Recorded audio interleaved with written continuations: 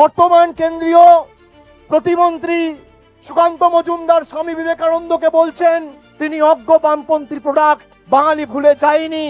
দেশের প্রধানমন্ত্রী তিনি সাহিত্য সম্রাট বঙ্কিমচন্দ্র চট্টোপাধ্যায়কে বলছে বঙ্কিম দা।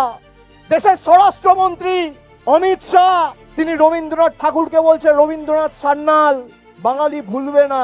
যেভাবে বাঙালিকে আপনারা নিপীড়িত, বঞ্চিত, লাঞ্ছিত, অত্যাচারিত, অবহেলিত, শোষিত করেছেন, 2021-এ কিছু সামাজিক সংগঠন বলেছিল no vote two BJP.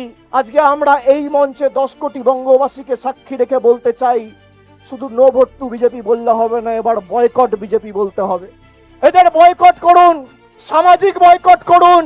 BJP 172 জনের প্রাণ নিয়েছে। আমাদের সুনিশ্চিত করতে হবে বাংলার মধ্যে 172টা বুথেও যেন এদের কোনো অস্তিত্ব না থাকে।